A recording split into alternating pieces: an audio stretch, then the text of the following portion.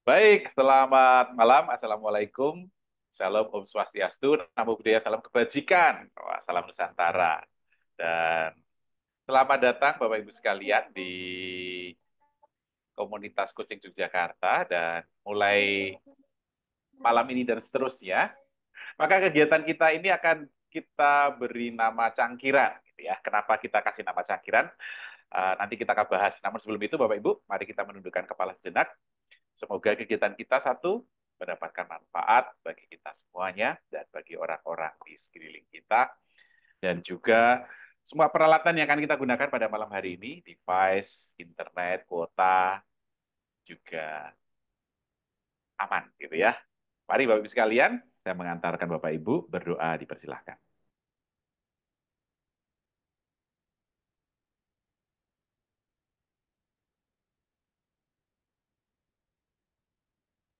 Berdoa selesai. Baik, terima kasih dan selamat datang Bapak Ibu sekalian di nuansa kota Jogja. Meskipun beberapa yang hadir yang kita sapa bahkan baru satu yang dari Jogja gitu ya, artinya banyak yang dari luar Jogja. Ada, But ini yang it's baru hadir ke Saiful Huda ini Jogja.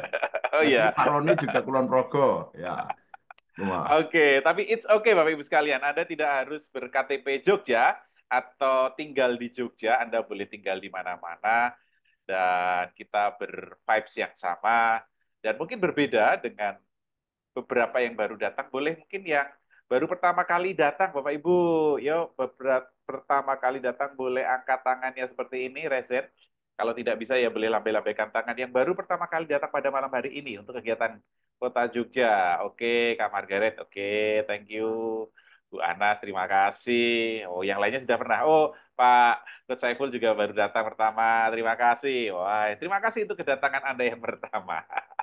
Lalu ada yang pertama untuk semuanya. Terima kasih. Artinya beberapa pernah hadir sebelumnya dan dalam kegiatan komunitas pada malam hari ini tadi Coach Toto sudah sampaikan di depan dan beliau sampaikan kita perbincangan, kita ngobrol, tidak ada pengajaran. Kemudian saya sampaikan juga di dalam grup ya, tidak ada slide gitu kan, tidak ada slide.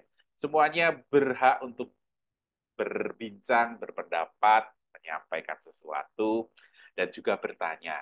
Demikian Bapak Ibu sekalian ya.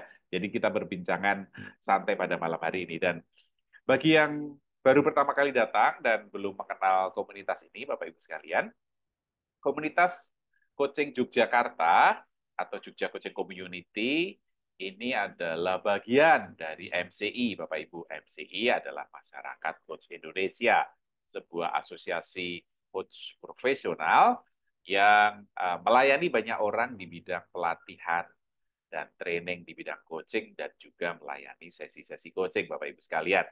Dan sebagian yang hadir ini adalah para coach profesional dari masyarakat coach Indonesia, ada beberapa yang sedang menuju ke sana, artinya di dalam kelas yang akan menghantar mereka untuk menjadi seorang coach profesional.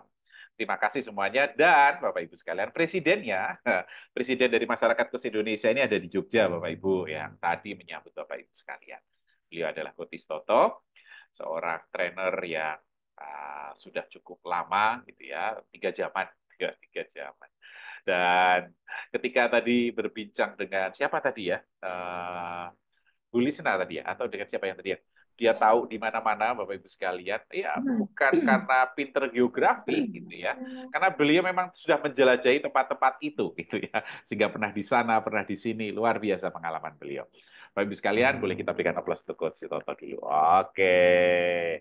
Oh, gara-gara ada MCI, maka kemudian ada juga coaching komunitas coaching Yogyakarta. Dan tidak hanya di Jogja, Bapak Ibu sekalian, di berbagai komunitas di sini yang saya tahu di NTT, nih komandannya juga hadir gitu ya. Selamat malam Coach Gios, gitu kan. Terus mana lagi ya? Oh kan namanya baru itu.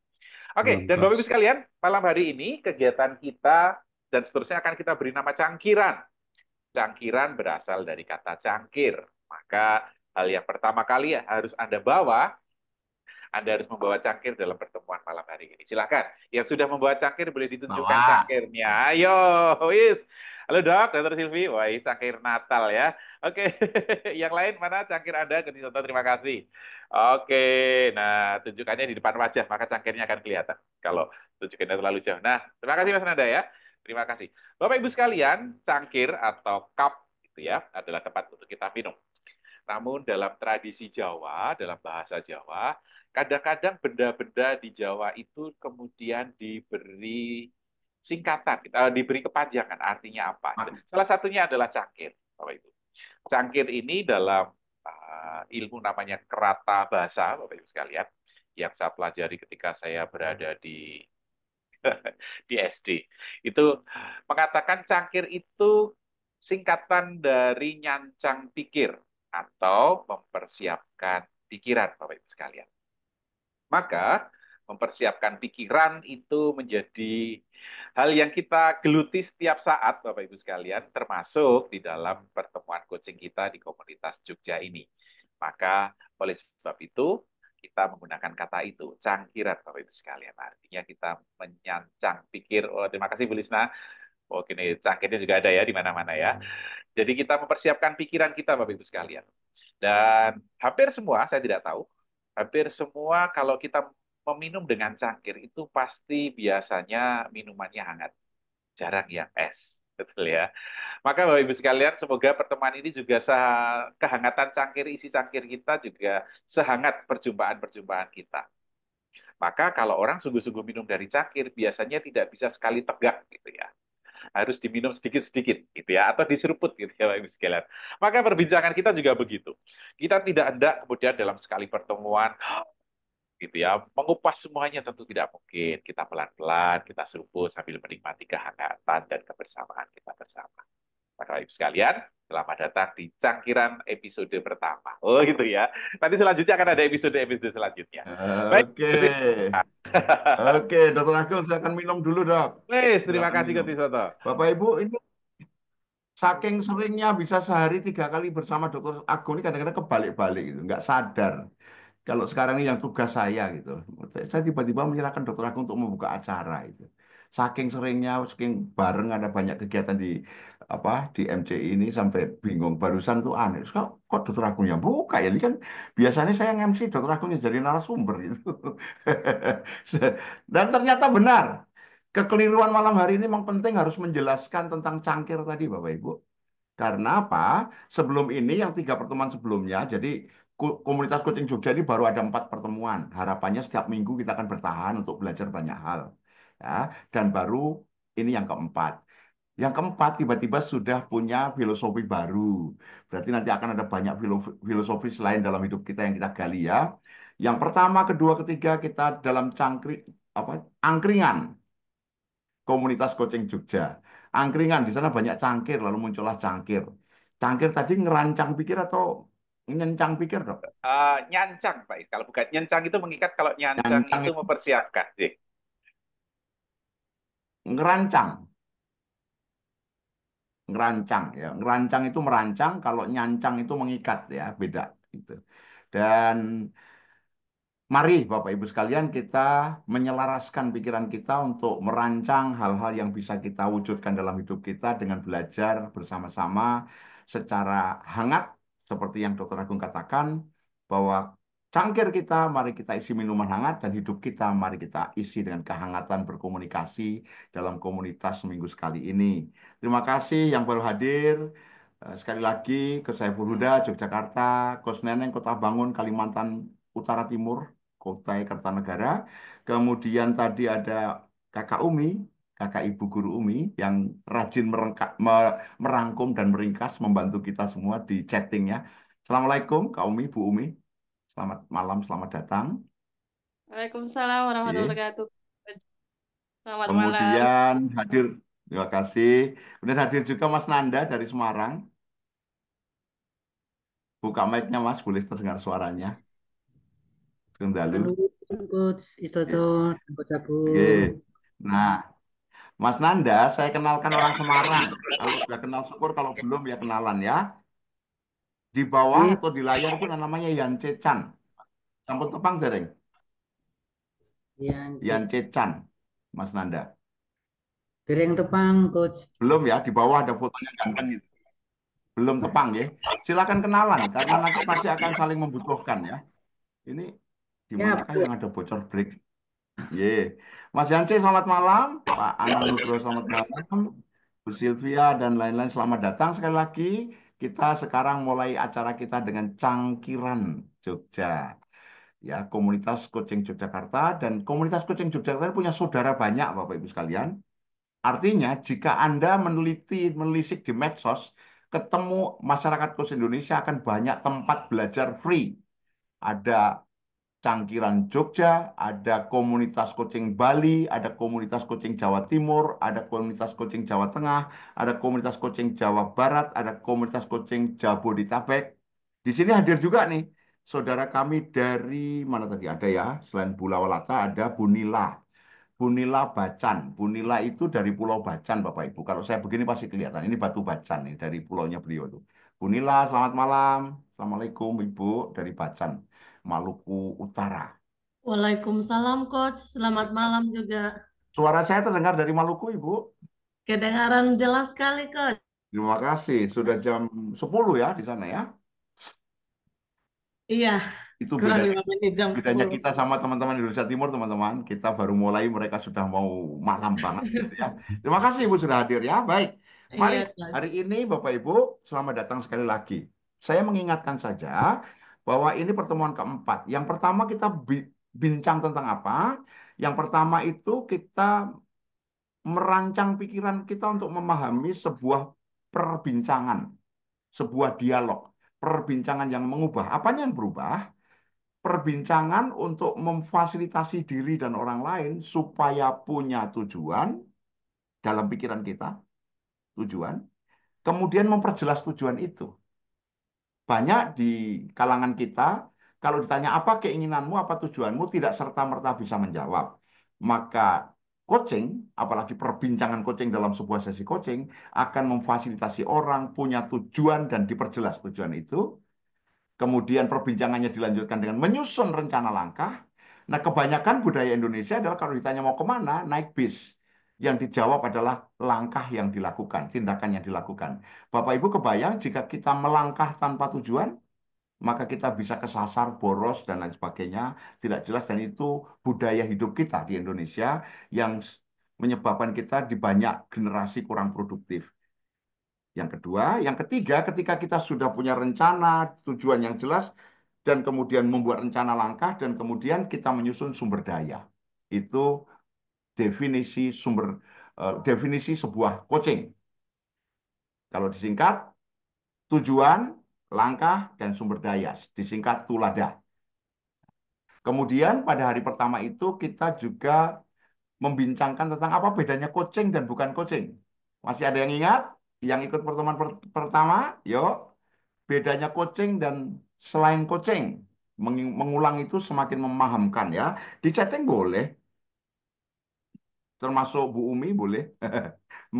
Mengetikkan itu artinya Bu Umi semakin paham, teman lain jadi tahu. Apa bedanya coaching dan bukan coaching jika dibuat dalam satu kalimat? Karena ada banyak tuh perbedaannya. Kalau bukan coaching itu, kalau coaching itu, itu ya. Gerakannya yang beda sama begini. Boleh dicek? Yes.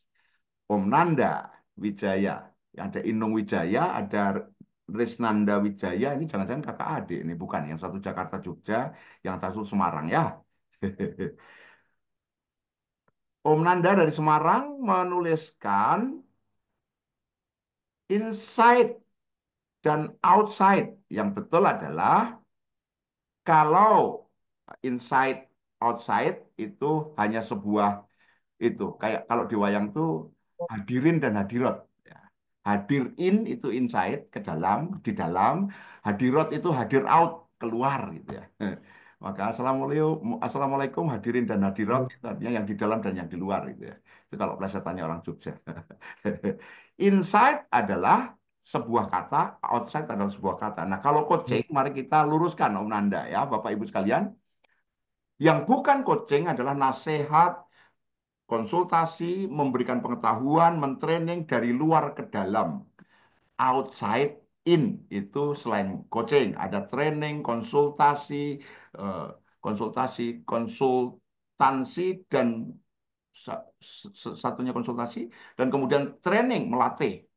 Itu semua dari luar, termasuk teaching, mengajar itu dari luar ke dalam. Nah, kalau coaching itu inside out. Apa yang inside out? Coaching itu perbincangan yang intensif untuk menemukan tujuan, memperjelas, menyusun rencana langkah dan sumber daya itu di dalam pikirannya coach, di dalam pikirannya klien. Dia yang menemukan, yang kemudian di-outkan. Jadi yang coaching itu yang inside out. Ini sederhana membedakannya. Jika kita apa berdialog secara intensif, dua hal itu. Kita pada posisi menasihati atau bertanya, menyungkil sesuatu yang ada di dalam klien kita untuk dikeluarkan. Itu coaching. Ya, coaching inside out, yang bukan coaching outside in. Terima kasih, Bu Umi. Kemudian, coachingnya sudah, bedanya coaching sudah. Proses dasar coaching. Ada 3 keterampilan coaching yang utama, walaupun Dr. Agung sudah mulai yang keempat dan kelima. Ya, 3 dasar coaching yang pertama adalah setelah perkenalan, perbincangan awal, lalu sebagai orang yang bertugas sebagai seorang coach dalam proses coaching adalah mendukung, melakukan banyak teknik dukungan yang bisa dipelajari secara detail, kemudian mendengarkan, sambil mendukung, mendengarkan, dan ujungnya bertanya. Kenapa bertanyanya paling belakang? Karena membuat orang nyaman dulu untuk otentik bisa berbicara, mengungkapkan dengan nyaman, maka kita mendengarkan, lalu baru bertanya dari apa yang mereka sampaikan itu. Ya, dukung, dengar, tanya. Singkatannya DDT. Itu proses itu dengan perbincangan seperti tadi, maka pertemuan kedua kita bicara tentang tujuan yang berkaidah. Yo, siapa yang masih ingat kaidah tujuan 5 huruf? Boleh diketik atau boleh dibuka mic-nya. Coach Neneng dari Kota Bangun bisa mendengarkan suara saya? Bisa Saya yang kok, cuman agak putus-putus di jaringan saya Oke. nih. Iya. Saya mungkin jaringan saya mungkin ini agak aneh. Smart goal. Di Tujuan gimana? yang smart. Mat. Oke, Bu Bacan menjawab, Bu Bacan, Bu Nila dari Bacan menjawab ternyata. Smart. Kaidah tujuan itu Smart. smart. Smart itu banyak orang bilang, itu kan cerdas, Pak. Bukan. Bukan smart yang cerdas, bukan. Bahasa Inggris smart cerdas. Tapi smart yang sebuah singkatan. SMART. Oke, SMART. Specific, S, M-nya measurable, A-nya achievable, R-nya relevan, dan T-nya time bound. Spesifik, tunggal, jelas, terukur, measurable, achievable, memungkinkan untuk dilakukan, dan relevan itu sesuai dengan apa yang kita inginkan dan banyak hal yang kita miliki dan berbatas waktu. Ini yang tujuan pada Batas umumnya waktu. dengan 5 huruf SMART. Terima kasih Bu Nila sudah mengingatkan kita SMART. Dan setelah ada kaidah SMART, Dr. Agung berikutnya waktu itu di pertemuan ketiga menjelaskan kepada kita tentang bagaimana membuat rumusan tujuan itu semakin tajam dengan WIC. Ada yang ingat WIC? Why, titik, titik, titik. Iya, betul. Rumusannya kata kerja plus kondisi sekarang dan kondisi yang diinginkan, ujung tempat sekarang dan situasi yang diinginkan, dan ditambah batasan waktu. Dari 5 dipertegas menjadi 3.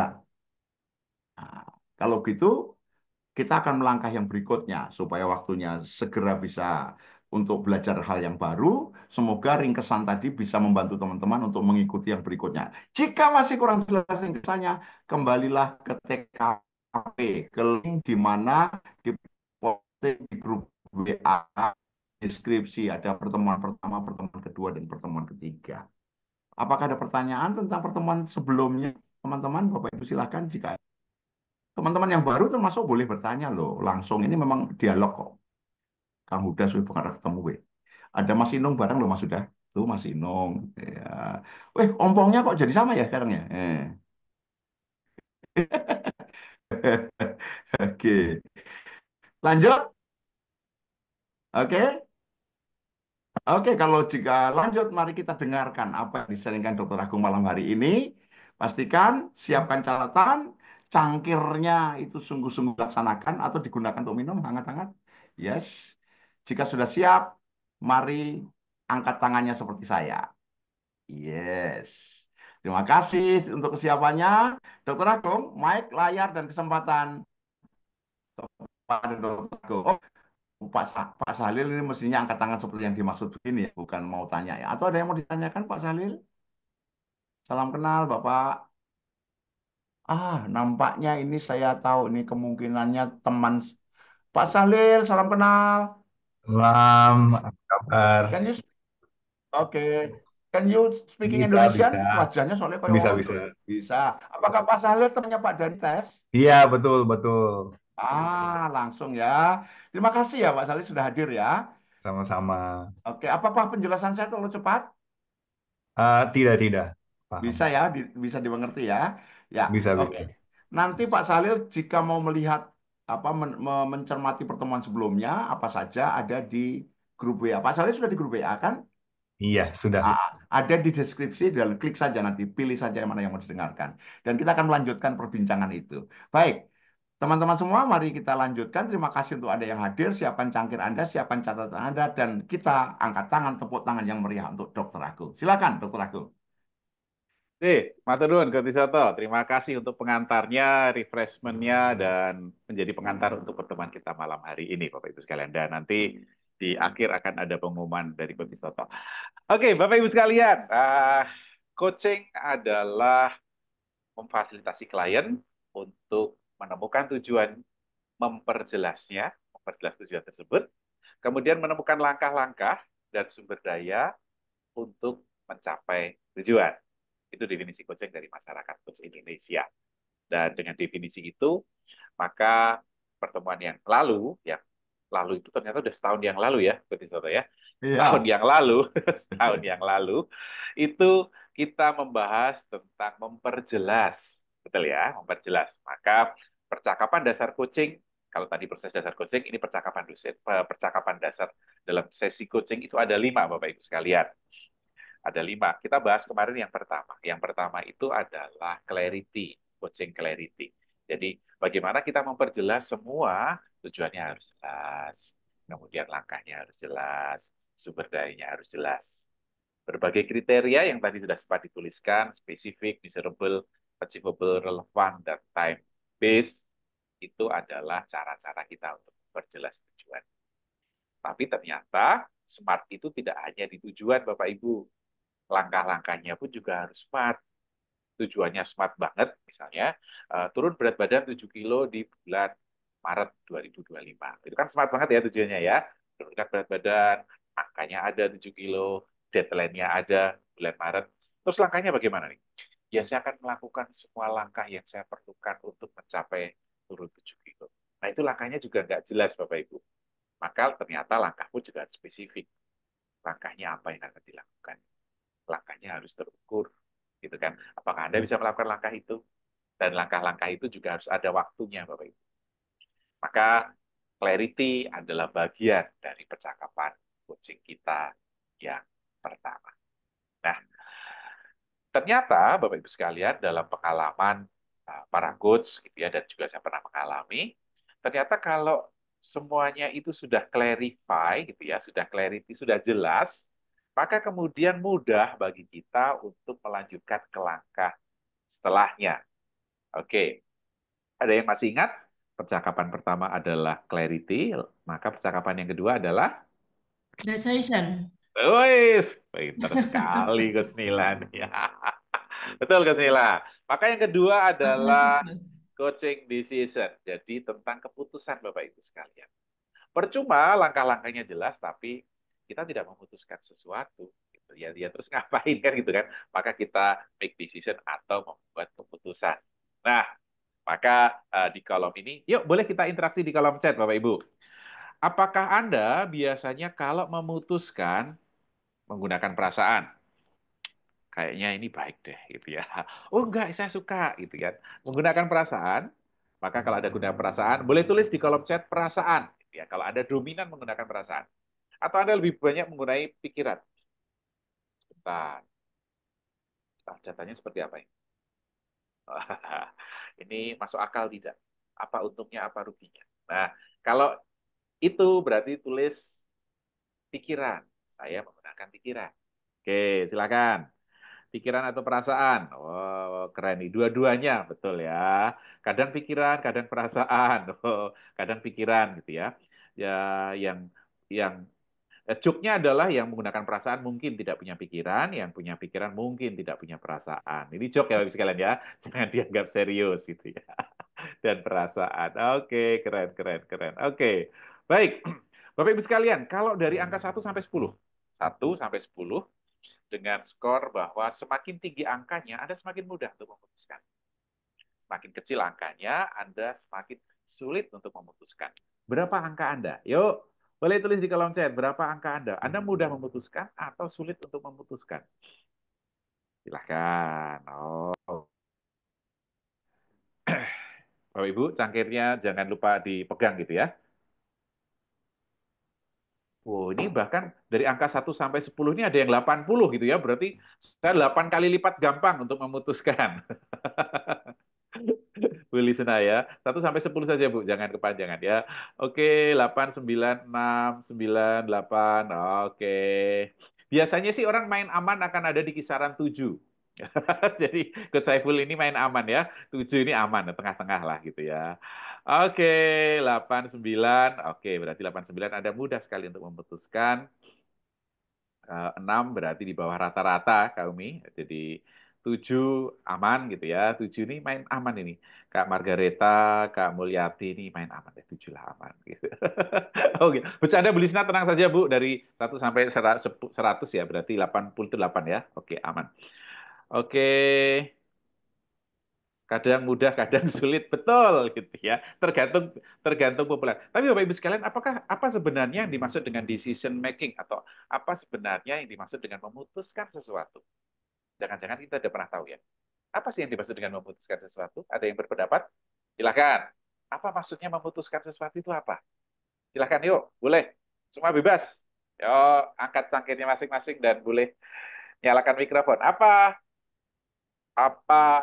artinya itu? Decision making itu apa? Memastikan yang benar untuk dilakukan. Wah, luar biasa ya.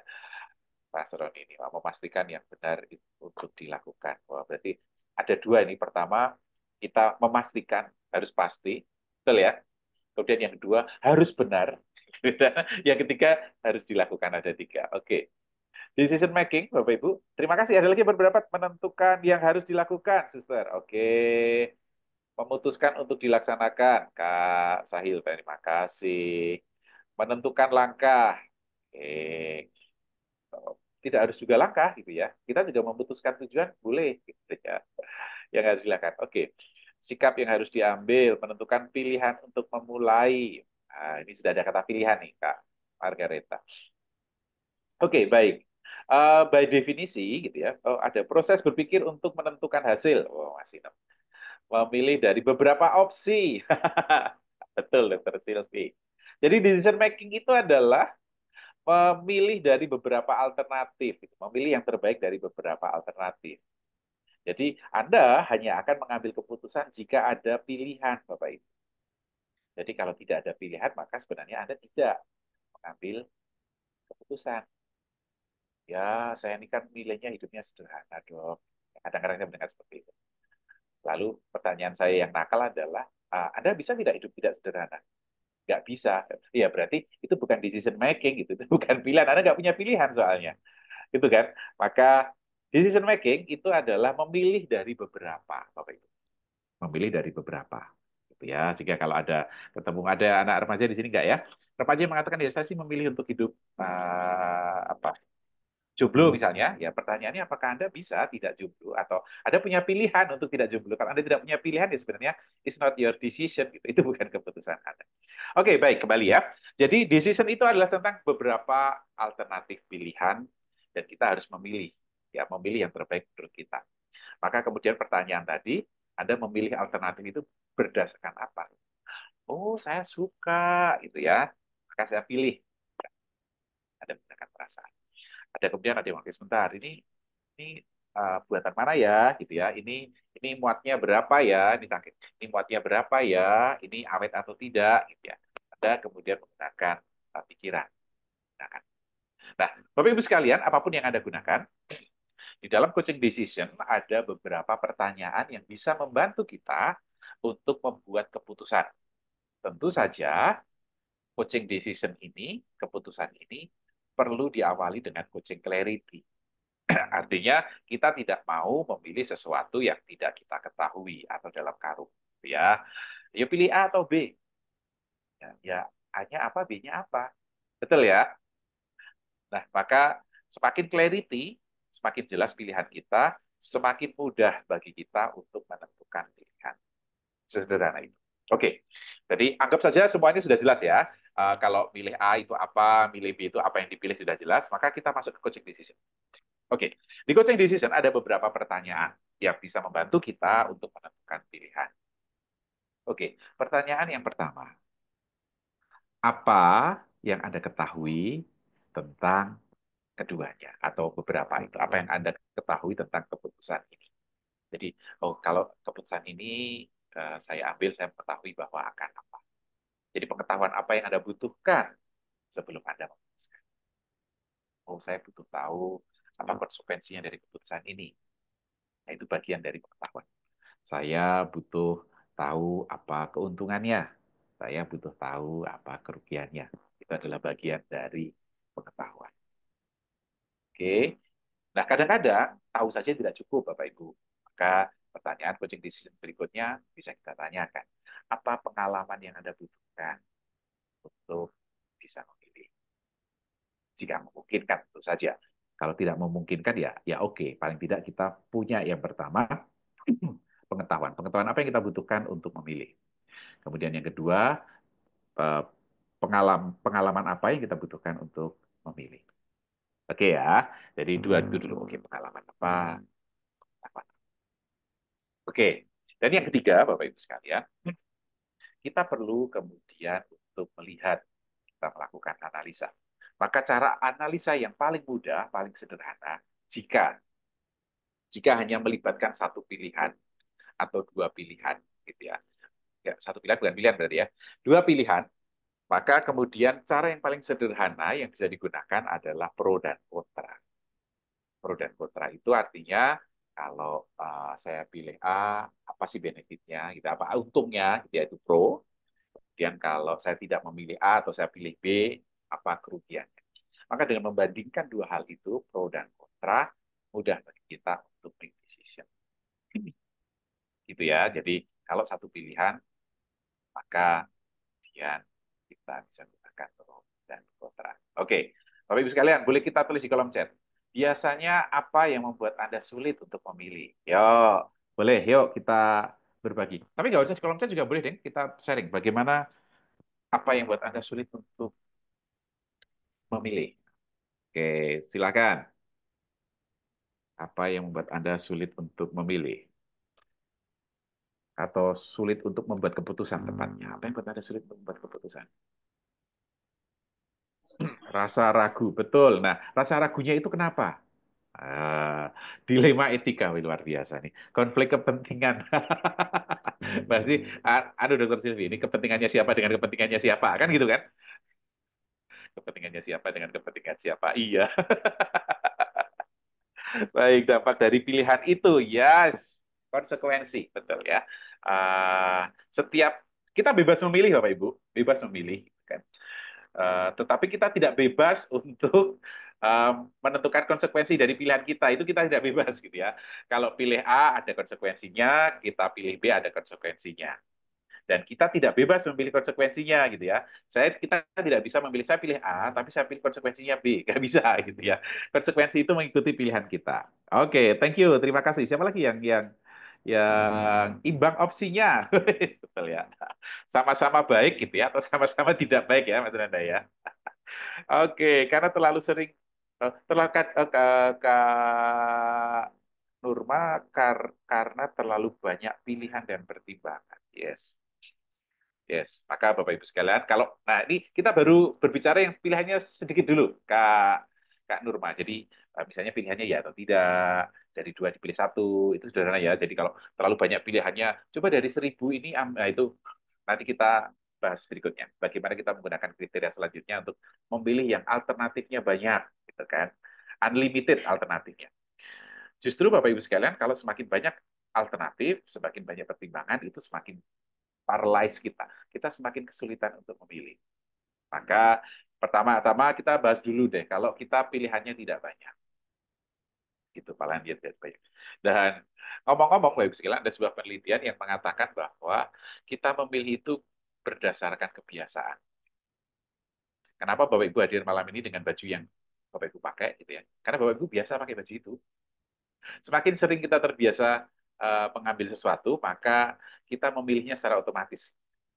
Oke, ya ini kalau perkara baju, perkara cangkir, perkara minuman gitu ya, ya it's okay aja karena kebiasaan. Tetapi kalau hal-hal yang serius, ya konsekuensinya perlu dipertimbangkan matang-matang.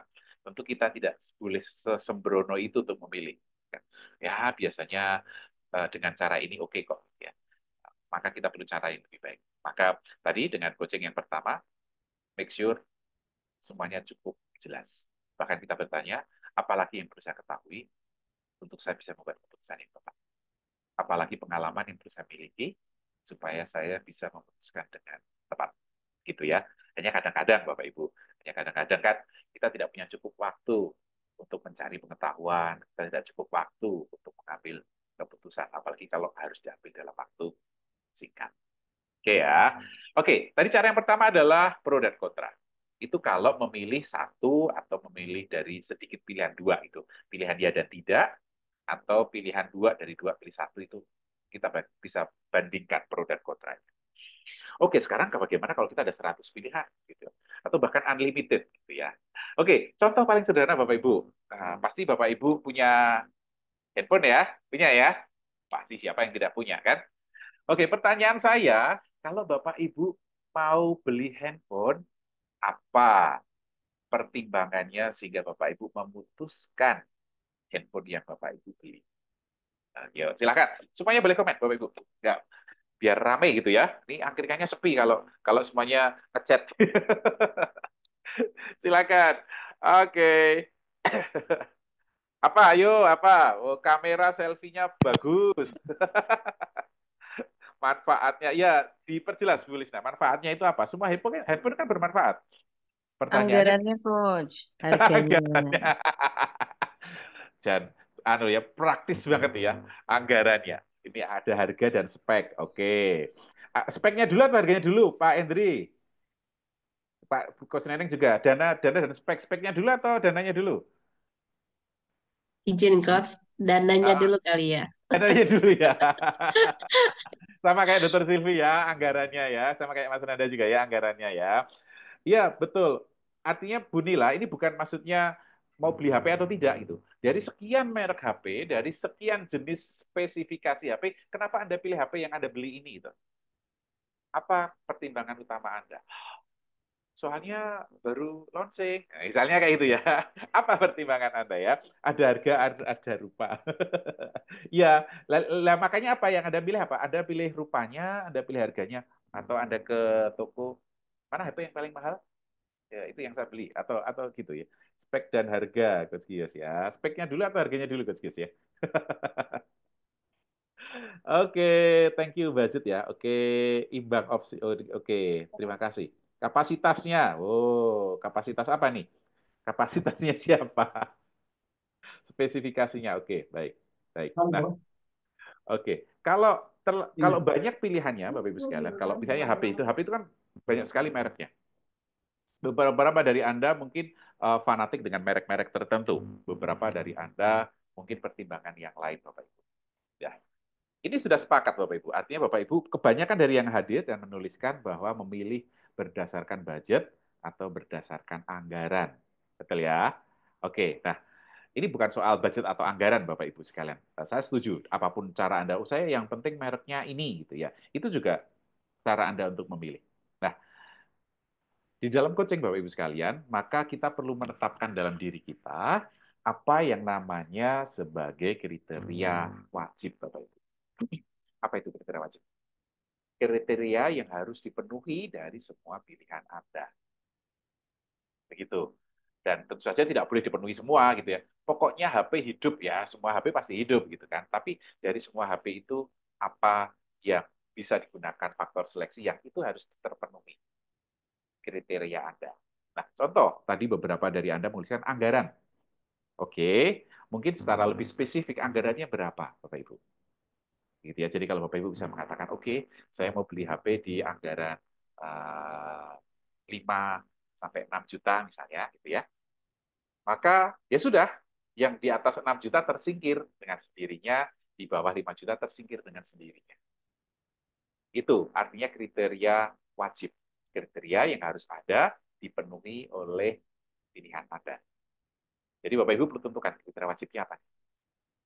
Gitu ya. Jadi nggak usah bingung-bingung. Apa ya, ini speknya yang ini atau yang ini ya, RAM-nya ini atau ini ya, memorinya ini atau ini ya, gitu ya.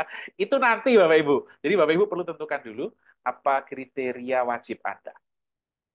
Ya, kriteria wajib itu kriteria yang harus ada. Oke, maka kalau Bapak Ibu sudah tentukan kriteria wajibnya, oke, maka yang tidak masuk kriteria wajib Anda sudah tersingkir dengan sendirinya. Begitu. Jadi sudah, oke, kriteria wajib Anda apa? Misalnya kriteria wajib saya adalah mereknya S misalnya. Maka yang selain S nggak saya lihat, gitu kan? Itu sudah, gitu kan? Nah, kadang-kadang kita perlu beberapa kriteria wajib, Bapak Ibu, sehingga untuk lebih menuntaskan. Oke, contoh tadi yang bisa digunakan merek misalnya, atau kemudian RAM-nya, atau kemudian memorinya. Nah, itu bisa digunakan sebagai kriteria wajib.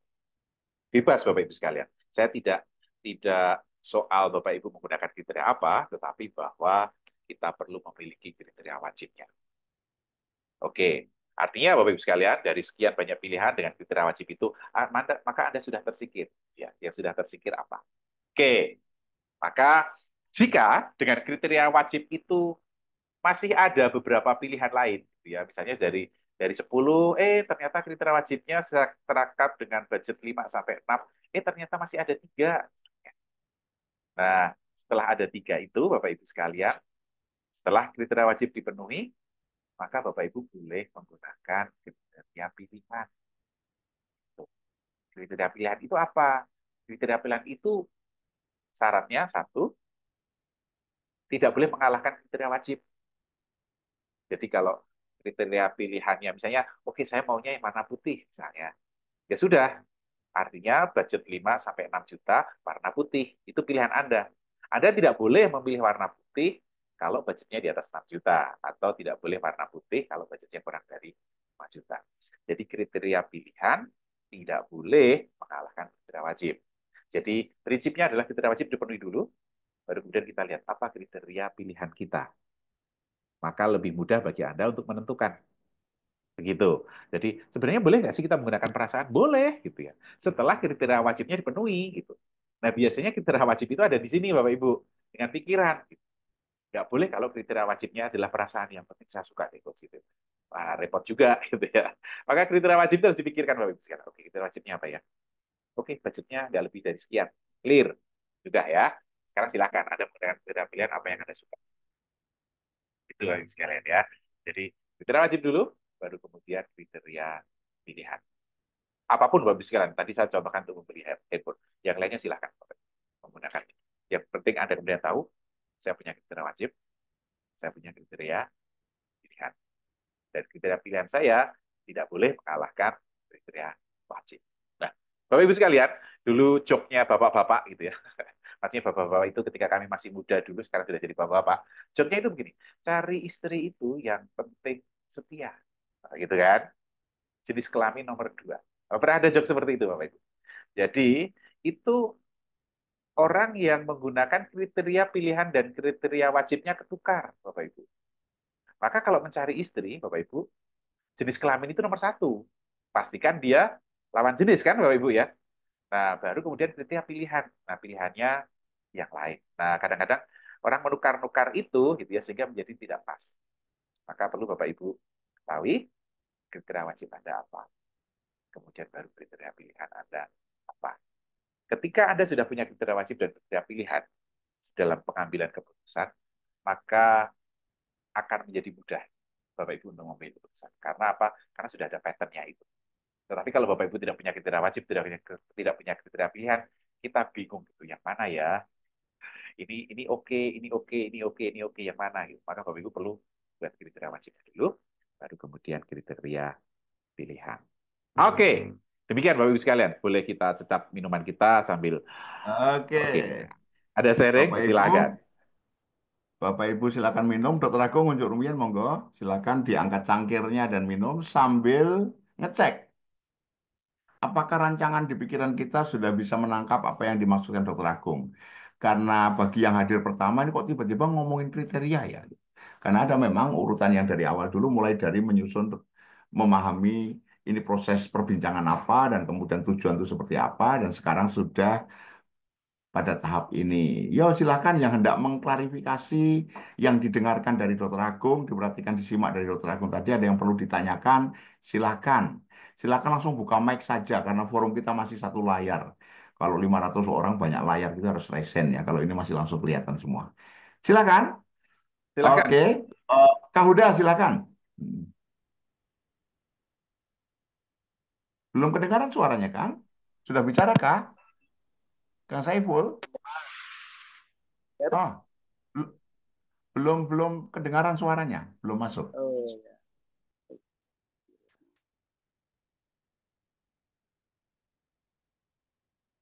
Eh, Boleh dicek lagi? Ya. Halo? Oh, ini handphone nggak pakai mic ya, jadi nggak pakai mic sambung ya, jadi harus mendekat ke bagian bawah handphone, mic-nya di bawah mungkin. Silakan. Halo? Halo?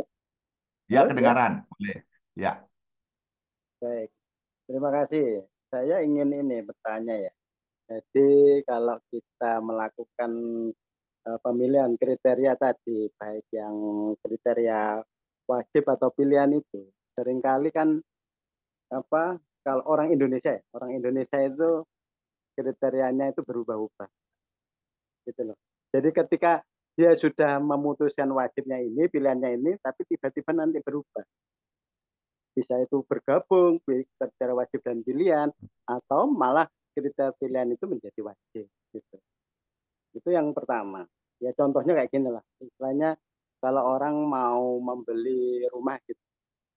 Ketika rumah itu sesuai dengan kebutuhan wajibnya, kriteria wajibnya, seperti harganya, oh sudah ini harganya 300 juta, sudah. Tapi ketika di lapangan gitu, ditawari begini-begini oleh marketing itu berubah lagi. Itu biasanya sering terjadi kayak gitu. Nah itu yang menyebabkan ada kriteria yang dirubah ketika memutuskan sesuatu. Padahal itu sudah di depan mata bahwa itu sudah sebuah keputusan. Nah itu yang pertama. Yang kedua, saya itu memang kurang kurang bisa menghadapi jika ini coaching ini berhadapan dengan banyak orang. Saya kebetulan membina desa ya. Membina desa itu kan di desa itu kan banyak orang dan itu berhubungan dengan banyak hal di pikirannya. Tetapi tujuan kita adalah memastikan bahwa desa itu bertumbuh di bidang pertanian ya tadinya. Tapi ternyata banyak hal. Nah, bagaimana menentukan kriteria wajib dan kriteria pilihan ini dalam komunitas. Jadi tadi kalau orang per orang mungkin lebih mudah. Tapi kalau komunitas itu bagaimana? Ya, demikian ya. Terima kasih. Ya, Dok. Monggo langsung, Dok. Atau ada yang lain lagi pertanyaan? Baik. Dari yang lain? Ada yang lain? Dari lain? Oke, baik. Belum ada yang Belum ada, menggerakkan belum tangan. ada ya. Langsung, Dok. Monggo. Silakan, Dok. Baik, terima kasih Coach. Sudah. Bapak Ibu sekalian, ingat tadi bahwa kriteria wajib itu harus dipenuhi dulu, gitu ya. Maka tadi contohnya Coach sudah tadi benar banget. Oke, kita budgetnya berapa? 300. Bisa naik? Nggak, maksimal 300. Udah, gitu kan. Nah, setelah itu memang, Coach, setelah itu kan memang ada kriteria pilihan ya. Oh, saya maunya rumahnya yang begini-begini. Nah itu kesukaan gitu. Orang bisa suka-suka. Tetapi mestinya budget di depan tadi yang 300 itu tidak berubah. Mestinya ya, mestinya. Artinya kalau itu berubah berarti belum menjadi kriteria wajib memang. Jadi perlu kita cari dulu di situ, sudah. Karena akan memudahkan bagi seorang marketing properti untuk mencarikan rumah di budget itu atau sedikit naik turun di budget itu. daripada tolong dong carikan rumah yang apa yang bagus gitu ya. Itu kan nggak jelas kriterianya. Bagus itu kan kriteria pilihan mestinya. Tetapi yang bisa dipegang tadi itu kriteria wajibnya apa? Yang harus ada apa, Pak? Saya harus 4 kamar. Terus tanya budgetnya. Kita juga itu karena biasanya memang yang paling mudah untuk menjadi wajib itu budgetnya biasanya. Itu sudah ya. Jadi kalau budgetnya sudah ada ya yang lainnya bisa menjadi pilihan. Begitu sih. Jadi kalau kalau wajibnya masih berubah berarti belum wajib gitu. Oke, dan menarik ketika aku sudah mengatakan bagaimana dalam sebuah komunitas. Begitu. Nah, komunitas pun juga boleh ini Coach sudah. Apakah ini memang komunitas untuk mencapai tujuan bersama komunitas atau tidak?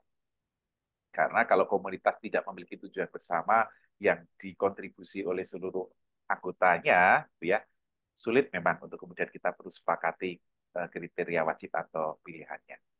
Maka Bapak Ibu gitu ya yang Coach Santo juga menyampaikan, ini kok tiba-tiba sampai ke kriteria memilih gitu ya. Maka kita harus memulai lagi dari pertemuan ini dari depan. Ya. Tujuannya apa? Gitu. Nah, tujuan apa ini perlu disepakati dulu ya, Coach Ida dan Bapak Ibu sekalian. Kalau dalam sebuah komunitas juga perlu disepakati juga tujuannya apa. Dan kita perlu memperjelas tujuan itu. Tujuan memperjelas itu. Dan yang berikutnya, baru kemudian kita setelah semuanya jelas gitu ya, kita baru membuat keputusan. Ini konteksnya kan kita buat keputusan. Apakah misalnya tujuan ini disepakati, kita membuat keputusan. Nah, tadi ketika kita berbicara analisa atau membuat kriteria ini, maka langkah setelah ini adalah kita menyatakan. Jadi keputusannya apa? Jadi jadi keputusannya saya adalah gitu ya. Nah, itu yang kita pegang.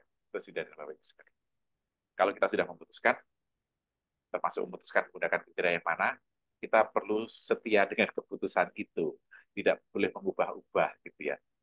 Itu kita memudahkan Bapak Ibu sekalian. Gitu, itu kita memudahkan. Jadi Coach Yuda dan Bapak Ibu sekalian gitu ya, yang kita di sini cukup beragam. Ada yang beberapa sudah coach profesional, biasa meng-coaching grup coaching, biasa menggunakan pendekatan personal coaching. Beberapa belum tahu coaching gitu ya.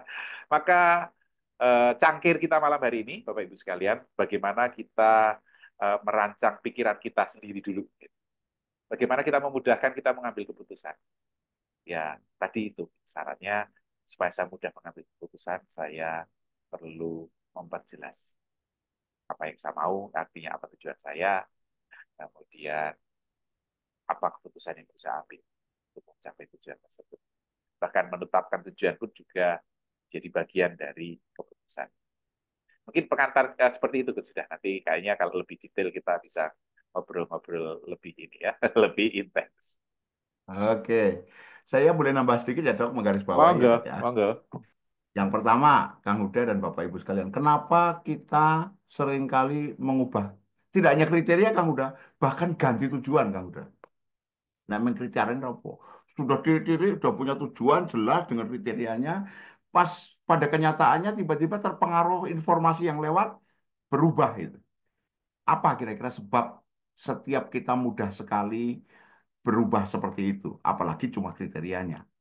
Yang pertama, kita memang belum cukup kuat dalam kepribadian di soal punya tujuan dan setia pada tujuan di Indonesia. Lalu gimana caranya supaya setia tujuan? Di salah satu cabang pengetahuan coaching yang pernah saya ikuti, mengatakan begini, kalau kamu mau membuat tujuanmu itu kuat, begitu selesai kamu buat tujuannya, kamu perjelas hasilnya seperti apa, buat rencana langkah, dan sumber dayanya disiapkan, maka jangan lagi itu kamu anggap milikmu. Itu adalah sesuatu yang di luar kamu dan dia berjiwa. Dia hidup. Dia yang membuat kamu semangat untuk melakukannya. Jadi kita sudah nggak punya kuasa untuk mengubah lagi. Kita jadikan sumber daya kedua dari diri kita. Ini masih jarang dipahami banyak orang. Menjadikan sebuah tujuan kita sesuatu yang menginspirasi dari luar. Dia tidak bisa, bukan lagi milik kita, bukan lagi kita yang buat. Dulu yang kita yang buat, sudah kita jadikan komitmen, maka di luar diri kita jadikan berjiwa, hidup, lalu kita hayati, kalau saya tidak melakukan janji saya kepada dia, saya berkhianat. Nah, kalau dengan begitu, maka mengubah kriteria termasuk berkhianat pada tujuan itu. Bukan pada tujuan saya, tapi tujuan yang saya buat itu. Ini ada satu aliran coaching yang seperti itu, Kang Huda. Sesaklek itu. Ada, itu yang pertama. Yang kedua, Bapak Ibu sekalian, pertanyaan Kang Huda ini keren. Dan sering kali seperti ini kalau untuk kelompok orang gimana ya? Tadi Dokter Agung mengatakan kelompok orang itu ada banyak orang dengan persepsi masing-masing terhadap sebuah tujuan. Maka clarity, kejelasan tentang persepsi setiap orang pada tujuan itu menjadi yang utama untuk diklirkan. Ya. Nah, di sini letaknya bedanya coaching perorangan, personal coaching, yang seperti tadi Dokter Agung dikatakan tadi, coaching perorangan itu bahkan kita nge-coach diri kita dulu, self-coaching. Seberapa saya bisa buat tujuan, memperjelas, kemudian dibuat rencana langkah, lalu disiapkan sumber dayanya, lalu setia pada tujuan itu. Ketika kita bisa mempengaruhi itu dengan mudah, maka kita bisa meng-coach orang lain dengan urutan yang sama. Nah, ketika yang ini saja belum lihai sampai menjadi sikap yang tidak perlu mikir saat melakukannya, maka ketika mau nge-coach komunitas itu ada ilmunya tersendiri. Kalau di internasional namanya coaching group namanya. Itu yang ada di beberapa aliran coaching ada bagaimana ilmu coaching group dan lumayan mahal kalau coaching group itu. Lebih mahal dari coaching personal yang seperti biasanya. Ini tambahan informasinya Kang Huda. Tapi setiap orang bisa jadi coach. Nah, ini ada informasinya nanti ya.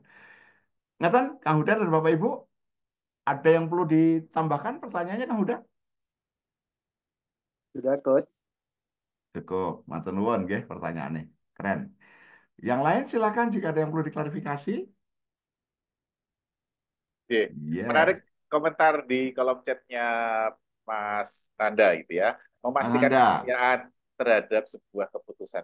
Bapak Ibu sekalian, keputusan itu decision gitu ya. Bahasa Inggrisnya decision. Itu bahasa Latinnya desikare gitu ya. Desikare itu memotong Bapak Ibu. Jadi mestinya kalau sudah dipotong itu ya sudah gitu kan. Jadi ya berarti ya sudah bulat kalau namanya sudah dipotong gitu ya. Sudah dipotong itu kan ya sudah hilang gitu kan. Jadi ya namanya keputusan itu ya seperti itu ya sudah saya potong. Gitu.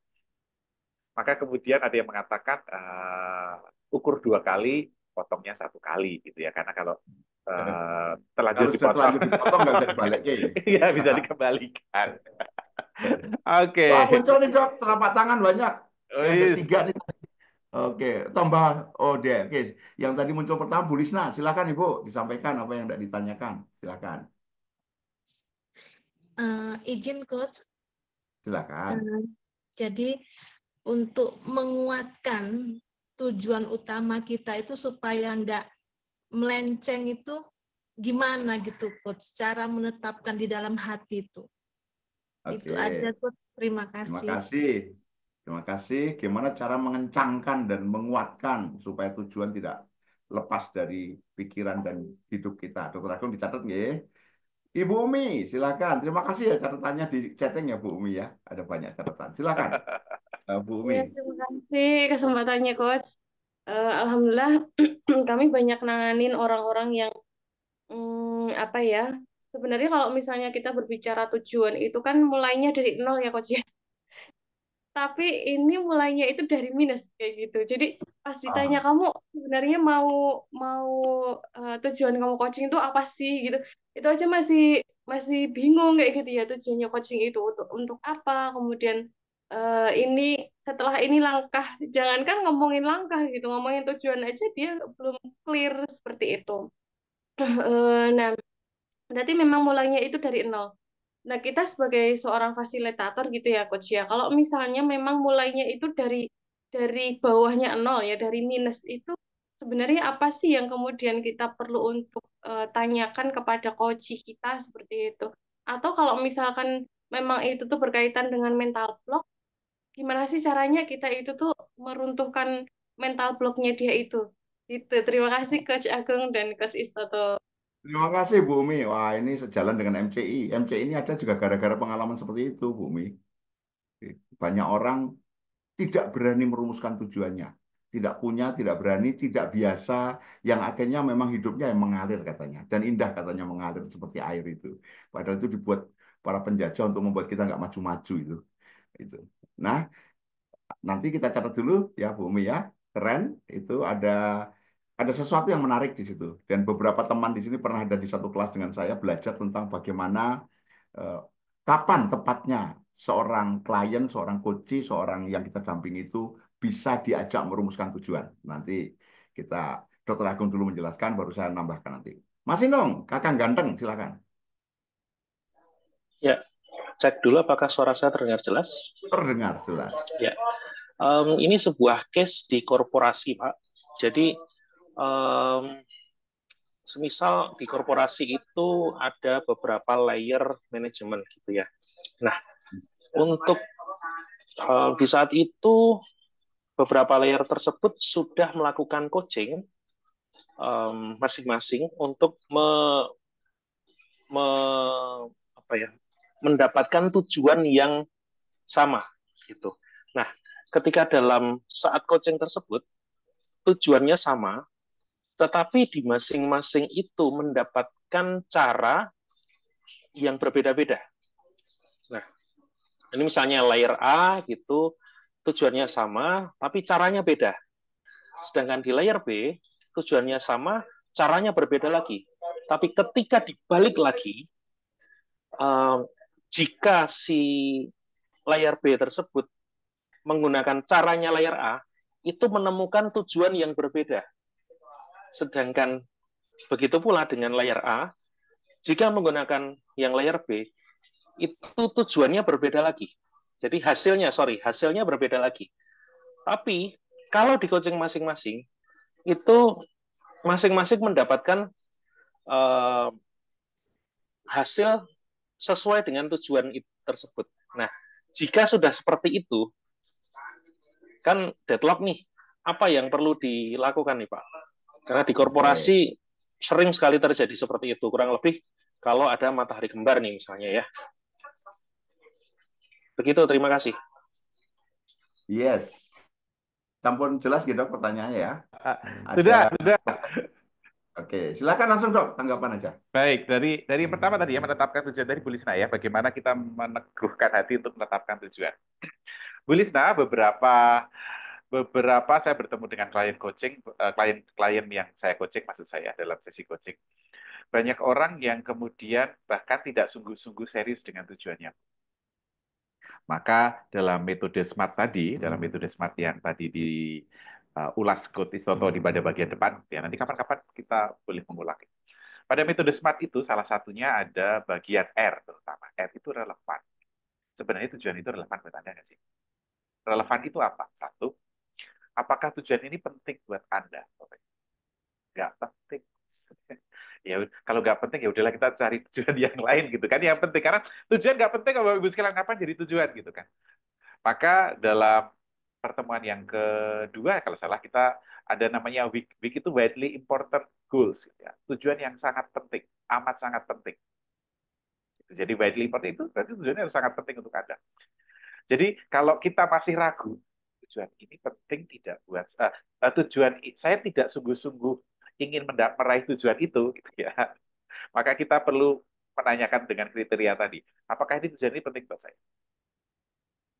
Satu, kalau kita mengatakan oke penting. Nomor dua, apakah tujuan ini prioritas buat saya? Kalau jawabannya tidak, ini penting banget tapi kayaknya tidak sekarang gitu ya. Bapak Ibu ya sudah letakkan tujuan itu di saatnya nanti gitu ya. Nggak akan tercapai di dalam waktu dekat. Maka dalam sebuah penentuan tujuan tadi supaya hati Anda kukuh satu, tujuan Anda harus jelas. Tujuan yang jelas tadi perlu diakhiri dengan pertemuan hari ini, decision. Anda sudah memutuskan tujuan itu, sudah. Deadline-nya kapan? Sudah. Tadi Coach Tito sudah sampaikan ya. Itu kalau itu deadline itu ya sudah. Berarti kalau saya mengingkari itu saya mengkhianati gitu tadi ya. Jadi di situ maka kembali Bu Lisna, apakah tujuan itu penting untuk Anda? Kalau tidak ya sudah, tidak. Ya nggak apa-apa, boleh cari tujuan yang lain maksud saya. Tapi kalau jika tujuan itu penting, pertanyaan kedua, apakah tujuan itu menjadi prioritas saya saat ini? Dan penting dan prioritas ini nanti terlihat dari langkahnya. Apakah langkahnya itu menuju ke tujuan. Nah, ini juga sekaligus nyambung ke Mas Ino. Ada banyak cara untuk mencapai tujuan, saya sepakat. Ada banyak cara untuk mencapai tujuan. Nah, pertanyaannya bahwa kita juga perlu untuk membuat cara-cara yang disepakati, Mas Ino. Betul ya, karena ini kan coaching group kan. Coaching group itu kan berarti, oke, kesepakatan apa cara-cara yang disepakati bersama. Sebenarnya, cara itu hanya ada dua menurut saya ya. Cara yang efektif dan cara yang kurang efektif, Mas. Jadi cara efektif itu apa? Ukuran efektifnya cara itu apa? Cara efektif itu, nah, Kodisto selalu mengatakan, ya yang efek. Gitu. Efek apa? Efek kepada tujuan. Untuk itu, tujuan itu perlu diukur. Tujuan itu perlu diukur. Jadi bukan soal kita nanti, ini tujuannya berbeda, tidak. Bahkan event tujuan yang sama itu perlu ada ukurannya. Dan cara mana yang mendekati tujuan kita dengan ukuran yang lebih cepat. Gitu. Jadi, let's say misalnya, saya nggak tahu perusahaannya tadi case-nya seperti apa. Itu, let's say misalnya, oke, target perusahaan adalah X. Gitu ya. Oke, ya sekarang langkah mana yang makin cepat menuju X kan? Sesederhana itu. Nah, maka ya sudah kalau memang belum proven ya beri kesempatan untuk membuktikan sampai ke X atau tidak. Yang menjadi soal Mas Inung kadang-kadang tujuannya tidak terukur, Mas. Nah, kalau tujuan tidak terukur, maka langkah-langkahnya kita bisa berdebat. Oh, ini lebih baik. Oh, ini lebih mulia. Ini nggak ada ukurannya kok, Mas. Tetapi jika tujuan itu terukur, maka langkah-langkah kita juga akan terukur, Mas. Begitu kira-kira lebih ya pembahasannya seperti itu. Kemudian tentang, oh kita mulai dari minus. Waduh, ini mulai dari minus. Ini pertanyaannya menarik ini ya. Biasanya kalau dari nol itu, aduh Bu Umi, kalau dari nol itu biasanya di pom bensin. Gitu. Kita mulai dari nol, gitu ya, mulai dari nol. Nah kalau mulai dari plus itu dari mana ya? Oke, baik.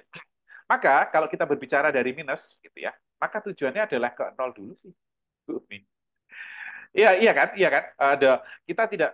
eh, nah ini kapan-kapan kita perlu bahas juga ya, Gadis Toto ya. Ada Ya. yang namanya state atau suasana. Nah, suasana itu apa? Suasana itu bukan suasana, tapi suasana atau state. State itu adalah perpaduan antara pikiran, perasaan, ucapan, dan tindakan. Dalam masyarakat khusus Indonesia namanya PRU, pikir, rasa, ucap, dan laku. Nah, seseorang yang kongruen, pikir, rasa, dan ucap laku, itu namanya state.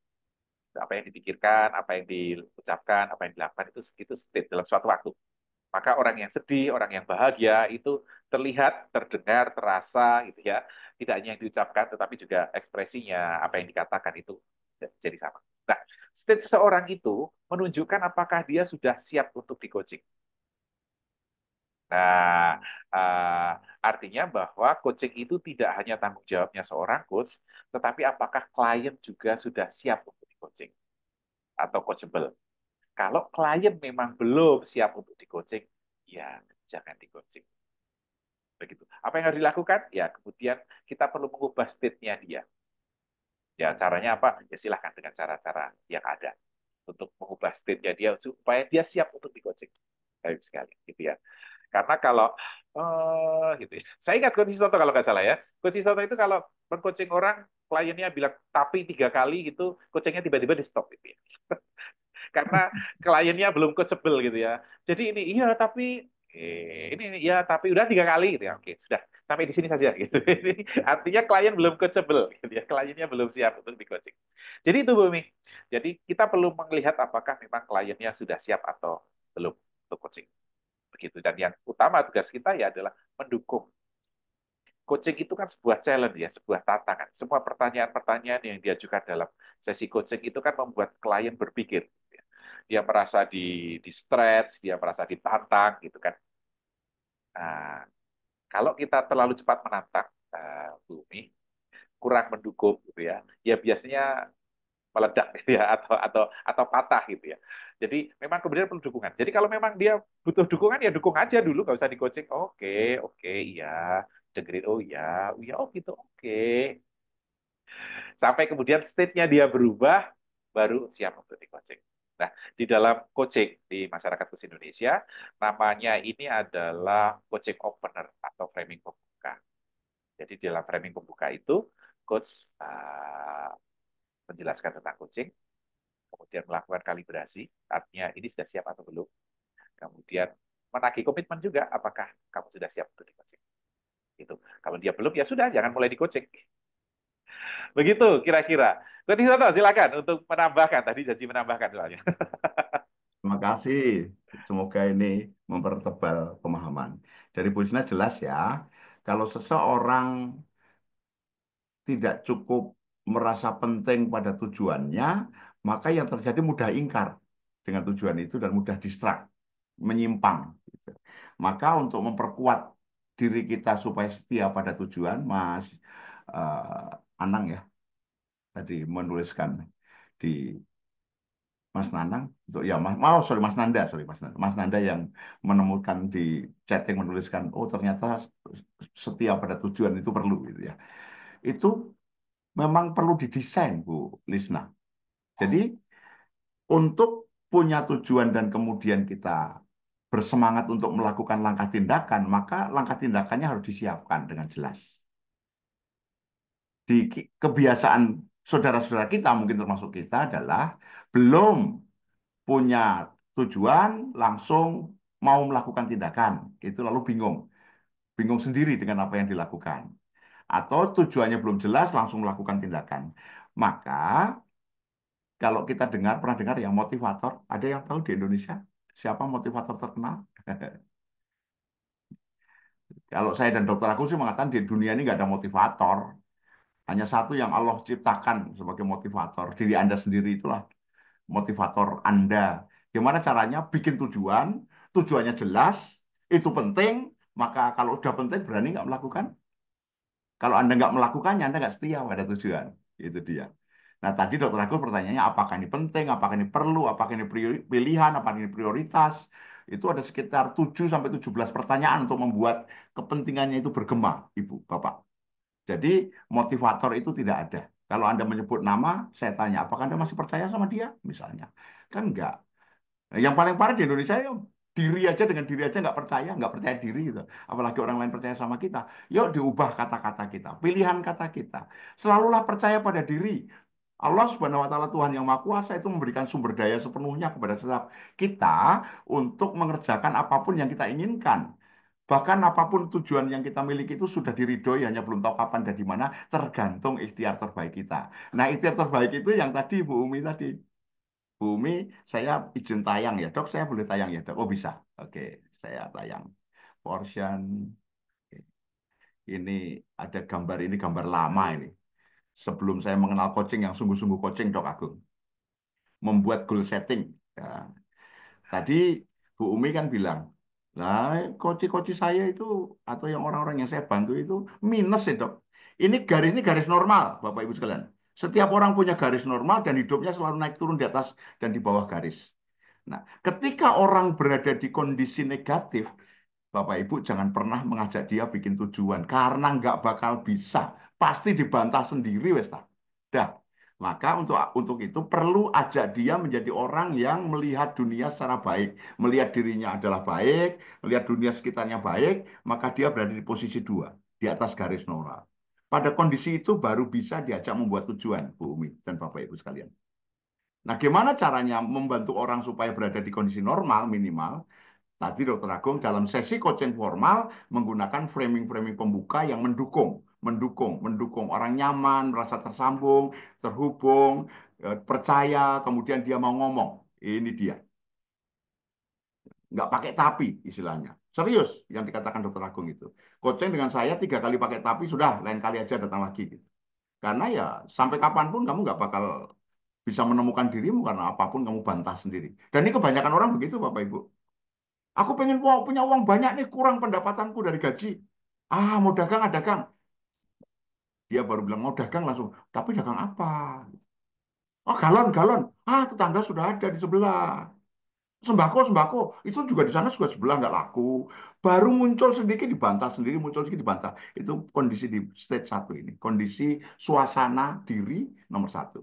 Nomor 2 baru bisa untuk membuat outcome statement dengan kriteria yang tadi Dr. Agung katakan. Baru membicarakan selanjutnya rencana langkah. Dan rencana langkah itu diinternalisasikan untuk menjawab Bu Lisna lagi. Ini Bu yang disebut menginternalisasi supaya penting tujuannya itu. Membayangkan langkah yang saya rencanakan itu saya bisa melaksanakan dengan sumber daya apa saja. Sehingga saya yang nomor 2 kecil ini membesar saat memutuskan dan semakin besar saat nanti itu terjadi. Semoga ilustrasi ini membawa gambar ke dalam pikiran Anda dan dalam melaksanakan jatuh bangun itu biasa kita manusia dan manusiawi. Moga-moga ini membantu Bu Lisna dan Bu Umi untuk melihat kenyataan dunia memang seperti itu. Maka jika diperlukan, kalau tidak secara coaching tidak bisa ya serahkan terapis, serahkan psikolog gitu. Tapi kalau kita bisa bincang-bincang dia menggunakan dukungan dan dia berubah akhirnya normal, bisa. Oke. Kemudian yang Mas Inung tadi, yang di tempat kerja tadi, itu di tempat kerja biasa begitu. Kalau saya jawabannya satu sih Mas Inung, itu gap komunikasi, ada gap. Presuposisinya, tidak ada orang yang tidak berkomunikasi. Semua orang pasti berkomunikasi. Tidak ada orang yang tidak berkomunikasi dan komunikasi itu interaksi pertama-tama dengan diri sendiri untuk membuat apa? Membuat dunia kecil di dalamnya. Kalau saya menyebutnya GPS atau isi pikiran atau persepsi, dan dia bentuknya tujuan dan keinginan kepentingan dirinya. Saat berurusan dengan orang lain, nah di tempat kerja kan ada urusannya perusahaan. Kadang-kadang tujuan perusahaan itu ditaruh di luar kayak tadi yang saya bilang tadi. Tidak dihidupi tapi dia menggunakan persepsinya sendiri untuk melihat itu. Maka ketika dia ngomong dengan bawahannya bisa beda dengan yang ini. Bawahannya tahu yang ini sama kan sama-sama penjelasannya. Harusnya begini, maka ada gap komunikasi. Yang pertama diluruskan adalah membangun komunikasi apa adanya.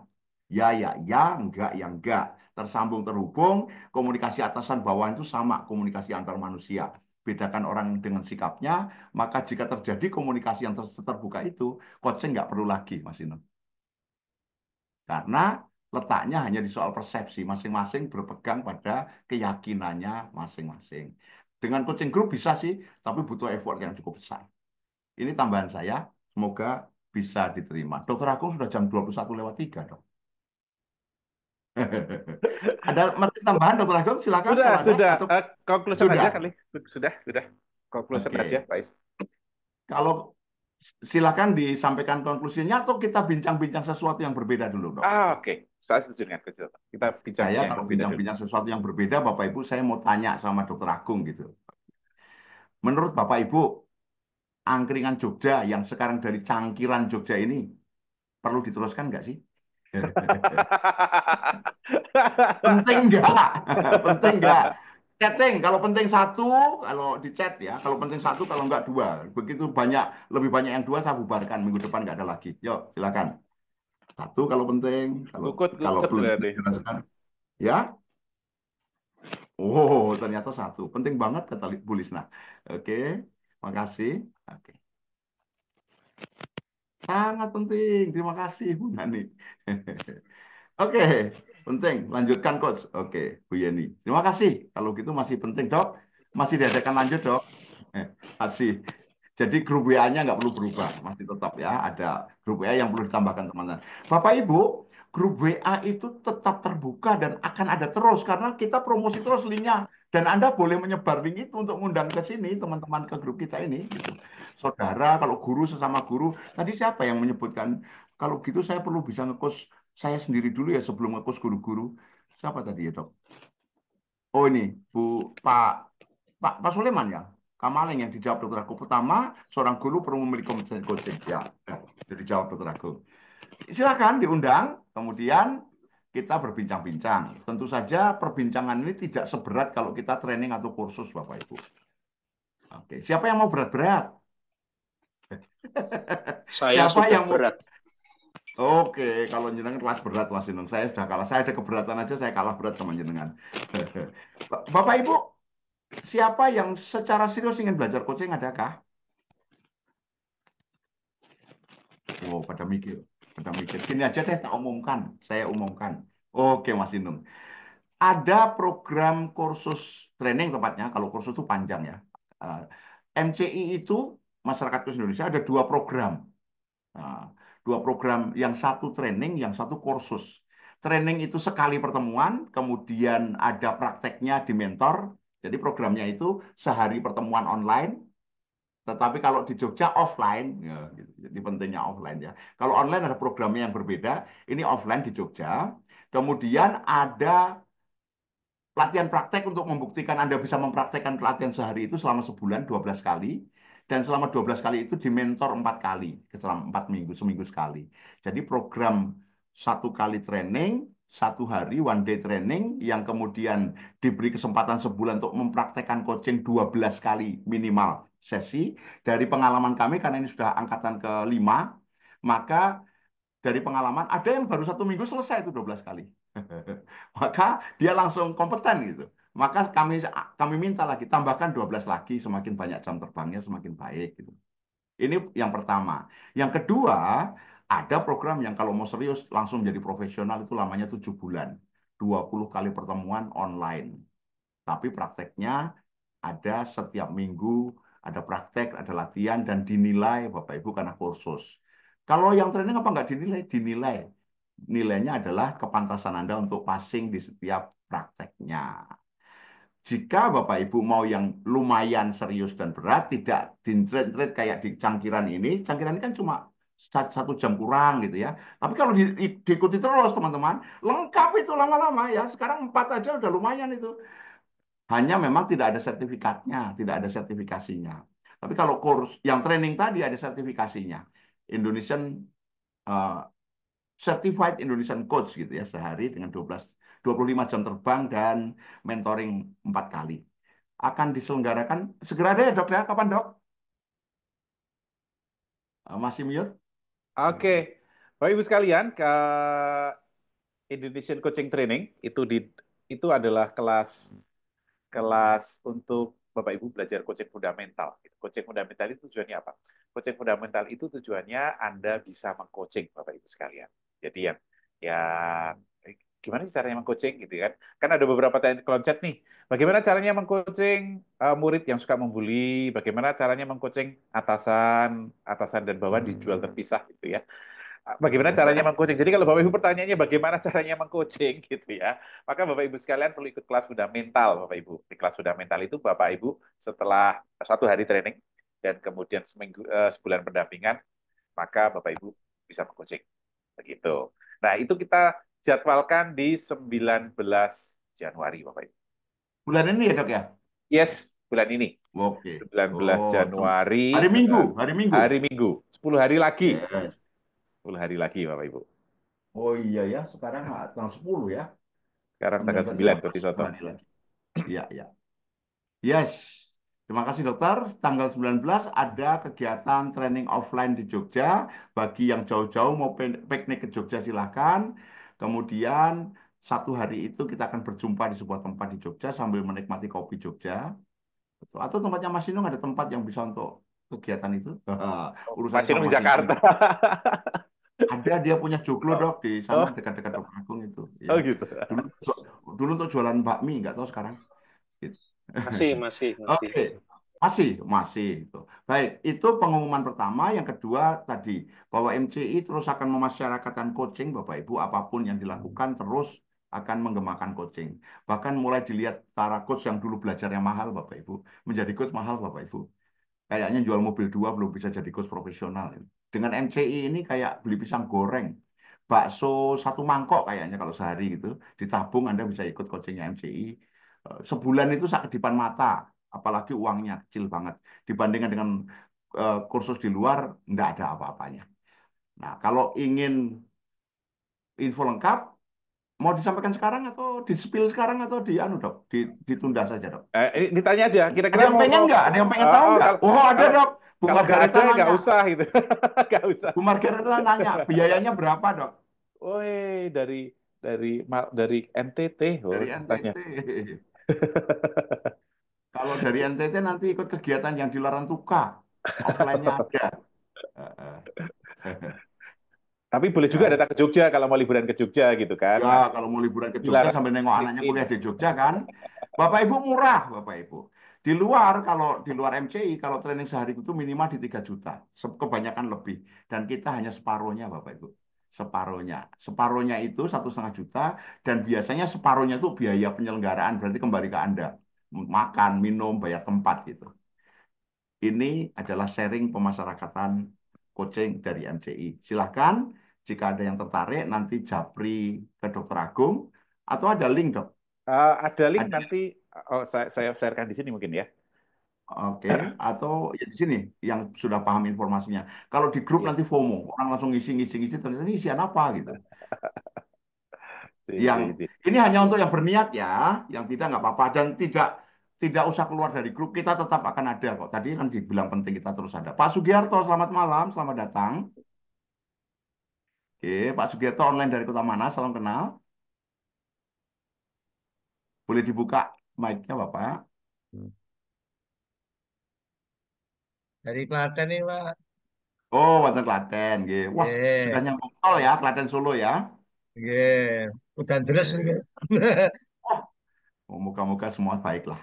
Hujan itu kadang-kadang diharapkan, tapi kalau udah banyak ya malah banjir juga gitu. Dok, sudah bisa Bentar, diumumkan? saya carikan linknya. Yunus. Oke. Bu Dewi, kalau mau ikut yang online nanti kontak Dokter Agung juga ya. Siapa lagi tadi? Bu Dewi mau ikut yang online course. Dokter Agung, Bu Dewi, gitu. Oke, kemudian Pak Soleman, gimana kalau guru? Iya, kami memprogram coaching Indonesia itu untuk guru. Guru tidak hanya yang mengajar di sekolah, tapi guru kembali ke istilah guru zaman Nusantara lama, ke Saiful Huda dan ke Sinum. Nusantara lama ya, guru adalah tempat di mana orang datang dan bertanya, datang dan mengguru gitu, mengembalikan masyarakat Indonesia menjadi banyak guru, berdaya itu. Pak Endri Widodo, selamat malam. Oke. Akan diumumkan di sini dok, linknya. Mas Inung silakan kalau mau menyampaikan sesuatu. Ada titipan pertanyaan ini, Ah, apakah untuk program yang fundamental fundamental coaching itu tadi ya? ya, Fundamental coaching itu juga praktikal untuk praktik coaching seorang HR dan sangat. nah nanti barangkali mohon dijelaskan praktikalnya seperti apa dan objektifnya seperti apa saat kita belajar fundamental coaching itu. Terima kasih. Oke, Atau baik. Terima kasih. Dokter Agung mau menjelaskan? Silakan. iya, atau kita spill aja kelasnya kayak apa ya. Jadi Monggo silakan dok. pertanyaannya Ada menjadi ada yang bisa disampaikan dok? Boleh kok ini. Boleh ya Bapak Ibu oke. kita nambah seperempat jam lagi ya. Baik, baik, Silakan dok. baik. Yon sewu. Saya berarti ini kepepet ini ya. Berarti saya pakai share slide ya. Saya Ya, sampaikan monggo. kalau nggak kepepet nggak Saya tadi pakai. share slide Atau satu dok. atau Saya tadi udah share barangkali slide satu loh dok. Dokter Agung, Yes. atau barangkali nanti jika karena ini kan haknya para Yes. hanya para peserta meeting di sini, Zoom di sini kan hanya sampai jam 9 ya. Sedangkan ini sudah melebihi, barangkali nanti kalau saya usul dibikinkan satu video untuk teaser tertentu dan nanti bisa dipelajari. Oke. Baik, tanggung Mas, ini udah tak saya setkan. Jadi ini rondonya, rondonya Bapak Ibu sekalian, kita mulai dari jam 9.30 sampai jam 17.30. Terdiri atas 4 sesi Indonesian Coaching Training ini. Kemudian materinya, ini yang bertanya tentang materi. Materinya itu ini, Bapak Ibu sekalian. Ada 10 materi yang akan kita paparkan di sana dan di setiap materi akan ada prakteknya. Jadi Anda akan mempraktekkan. Nomor 1, 2, 3 itu adalah yang sudah kita bahas beberapa kali di pertemuan kita, apa itu coaching, beda coaching dengan yang lain, terus bagaimana melakukan proses dasar coaching. Nah, 4, 5, 6 sampai 9 itu adalah strukturnya coaching, Mas Ino. Struktur coaching ini itu bisa diterapkan di mana saja, dengan siapa saja, minum. Untuk kepentingan tujuan apa saja. Yes. Jadi tidak soal apakah ini tuh guru boleh, untuk HR boleh, untuk profesional boleh, untuk bisnis boleh, sama. Jadi namanya adalah struktur sesi coaching. Jadi kalau kita tahu strukturnya, begitu maka pertanyaan itu akan menjadi runtut, tidak kemana-mana dan terarah. Tidak ada yang hal penting terlewat. Begitu.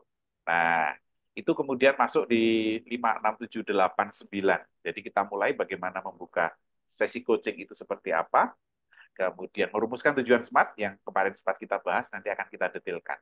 Pertanyaan-pertanyaannya apa saja SMART. Kemudian kita masuk ke model SCORE. Model SCORE itu salah satu model coaching. Kemudian kita akan memfasilitasi klien membuat kesimpulan dan action plan, rencana aksinya seperti apa. Dan kemudian menutup sesi coaching dan meminta feedback. Itu endingnya sesi coaching seperti itu. Artinya, Bapak Ibu sekalian, dalam 1 hari ini Bapak Ibu sudah tahu mengalami bagaimana coaching dipraktekkan. Dan Bapak Ibu tidak hanya menjadi klien, tetapi Bapak Ibu bisa menjadi seorang coach untuk mempraktekkan sesi coaching itu. Ini materinya seperti itu. Begitu, dan Coach Tito tadi sudah sampaikan ada 2 kepesertaan. Yang pertama, Anda hadir training saja, dan ya sudah, saya nggak ikut mentoring. Maka kemudian Anda bisa dapat certified completion menyelesaikan training, namun Anda tidak bergelar coach. Nah, kalau Anda mau bergelar coach, maka Anda ikut mentoring selama 30 hari. Bayar lagi nggak? Nggak. Itu sudah paketan gitu ya. Jadi dengan 1,5 juta Anda akan didampingi 30 hari, Anda mempraktekkan sesi coaching 12 kali, dan nanti di akhir bulan, nanti 3 bulan itu nanti Anda akan mendapatkan certified Indonesian coach gitu. Siapa saja yang bisa ikut menjadi certified Indonesian coach? Siapa saja? Pertanyaannya siapa saja boleh maksudnya?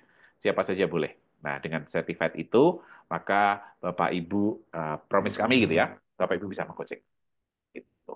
Mau coaching anak-anak, mau coaching orang tua, mau coaching orang dewasa, mau coaching bisnis, mau coaching corporate gitu.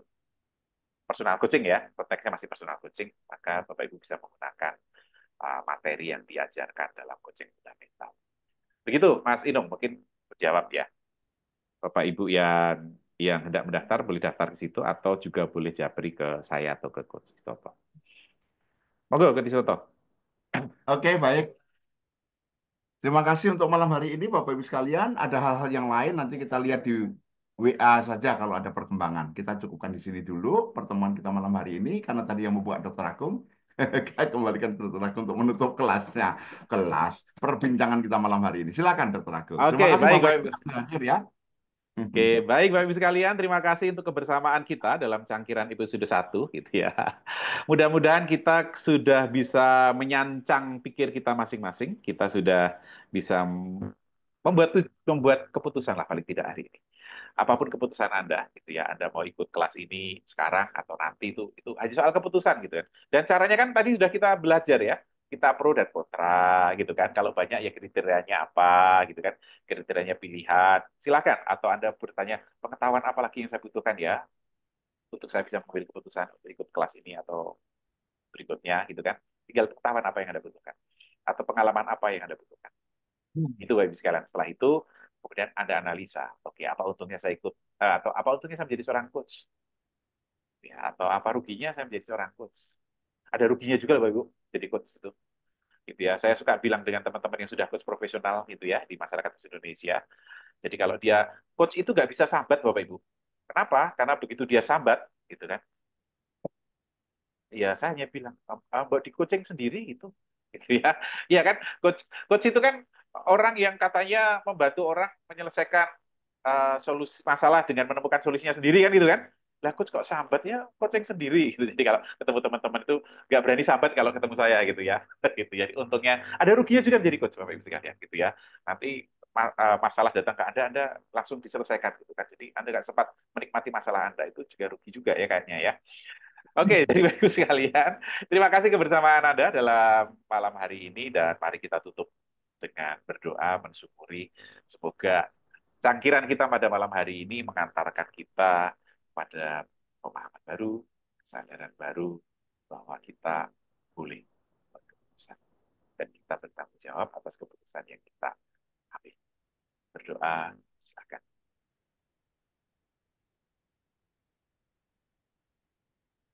Berdoa. Selesai. Terima kasih Bapak Ibu sekalian untuk kebersamaan Anda, dan seperti biasa sebelum kita akhiri, kita awetkan gambar kita Bapak Ibu sekalian. Silakan membuka kamera yang hendak turut mengawetkan gitu kan. Silakan dirapikan rambutnya, kacamatanya, jilbabnya gitu ya. Bibirnya dimerahin lagi, oh enggak ya. Oke, saya matikan dulu rekamannya baru kita akan ambil